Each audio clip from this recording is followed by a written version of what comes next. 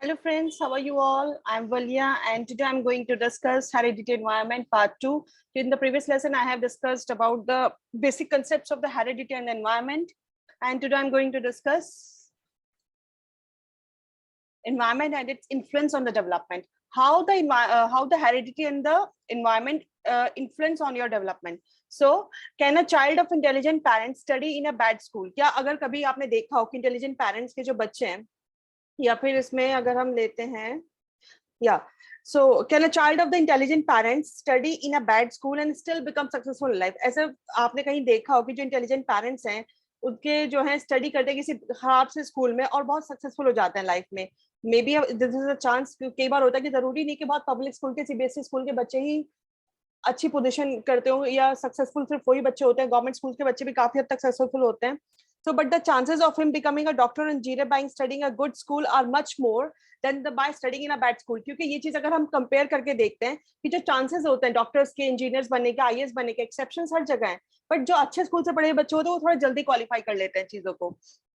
तो इस समय क्या चीजें पता चलती है. This shows that the environment plays an important role in the development. कि जो आपका एनवायरमेंट है वो एक बहुत इंपॉर्टेंट रोल प्ले करता है आपके डेवलपमेंट में. कि आपको जिस तरह का एनवायरमेंट दिया जा रहा है, आपको किस तरह के क्राउड में आप रहते हैं, उसका इफेक्ट आपके डेवलपमेंट में पड़ता है. अगर आप एक अच्छे स्कूल से पढ़कर आते हैं, एक अच्छे इन्वायरमेंट में रहते हैं, तो आपके डेवलप होने के चांसेस बहुत अच्छे हो जाते हैं. लेकिन इसका मतलब ये नहीं है कि जो बच्चे गवर्नमेंट स्कूल से पढ़ के आते हैं, थोड़ा सा उनका इन्वायरमेंट थोड़ा बहुत हाई लेवल का नहीं होता, वो डेवलप नहीं करते. डेवलपमेंट होता है उन बच्चों का भी, लेकिन अगर आपका एक अच्छा इन्वायरमेंट होगा तो आप एक अच्छा डेवलप कर पाएंगे. Environmental theory is of the view is that person is born with blank slate.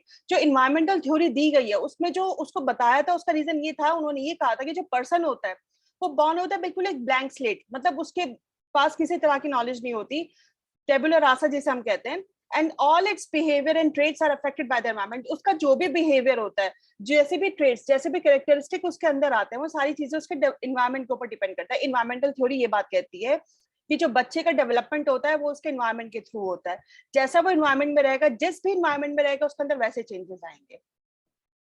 For example, इन्होंने एग्जाम्पल देके समझाया कि जो यूएसए बॉर्न मैन, अगर कोई एक यूएसए का बॉर्न मैन था, यूएसए में रहने वाला, उसे मैरिड किया एक इंडियन लेडी से. इंडियन लेडी से यूएसए के मैन ने शादी की. They got separated after the birth of the second child. जब उनका दूसरा बच्चा हुआ तो उस टाइम पे वो दोनों सेपरेट हो गए थे. The lady came back to India with the new born child. जो न्यू बॉर्न चाइल्ड के साथ लेडी जो थी वो इंडिया आ गई थी और एक विलेज में सेटल हो गई थी पटना के पास. और जो बड़ा वाला बच्चा था वो फादर के पास रहा यूएसए में.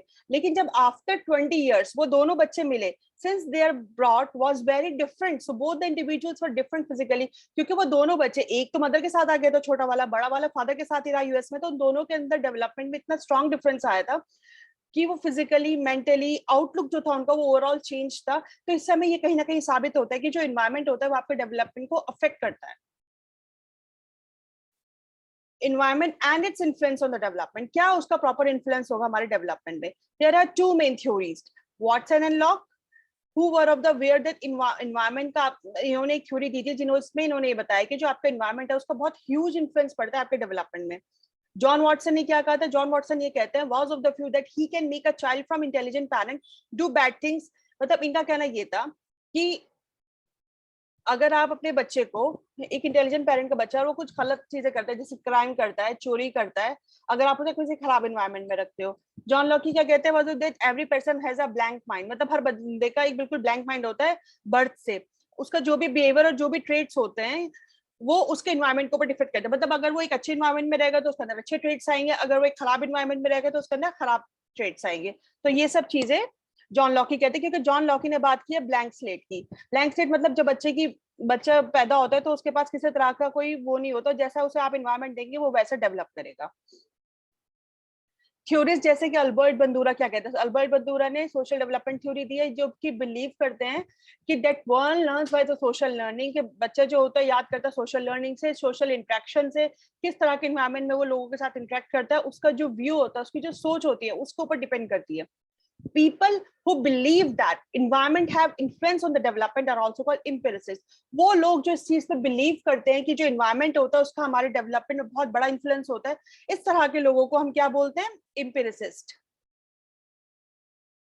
अब इसके कुछ क्वेश्चंस कर लेते हैं ताकि आपको पता चल जाए कि आपने जितना याद किया था हेरिडिटी एनवायरनमेंट में वो आप अच्छे से अप्लाई कर पा रहे हैं कि नहीं.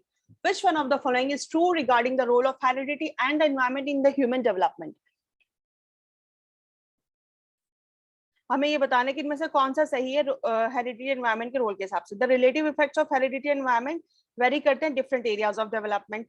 The policy of compensatory discrimination of the government of India is based on the role of nature in human development. या the role of environment जो होता है वो fixed होता है और आपका जो impact होता है heredity पे altered होता है.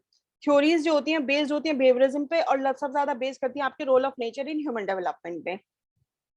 तो इसका जो आंसर होता है वो होता है हमारा जो रिलेटिव इफेक्ट्स होते हैं हमारे हेरिडिटी एनवायरनमेंट को डिपेंड करते हैं, डिफरेंट होते हैं एरियाज ऑफ डेवलपमेंट कि कौन सा बच्चा कहाँ मतलब किस किन एरियाज पे कैसे. हर बच्चे का अलग अलग होता है, सबका सेम डेवलपमेंट नहीं होता.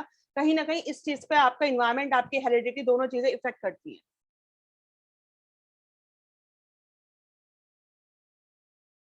The nature nurture debate refers to, जो हमारी नेचर नर्चर की जो डिबेट है वो किस चीज पे रेफर करती है? इन्वायरमेंट बायोलॉजी पर, इन्वायरमेंट अपब्रिंगिंग पर, बिहेवियर एंड इन्वायरमेंट पर, या फिर जेनेटिक्स एंड इन्वायरमेंट. क्योंकि नेचर और नर्चर से मतलब ये आता है कि आप कैसे इन्वायरमेंट में रहते हो, किस नेचर में. जेनेटिक्स एंड इन्वायरमेंट से मतलब ये आता है और नर्चर आप कहाँ कैसे नरिश करते हो.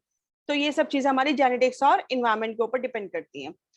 जेनेटिक्स से मतलब वो कि आपका जीन आपकी बॉडी में कैसी हेरिडिटी है, कैसा जीन आप लेके आ रहे हैं और किस इन्वायरमेंट में आप रह रहे हैं, कैसे आप नर्चर कर रहे हैं, कैसे आपकी अपब्रिंगिंग हो रही है.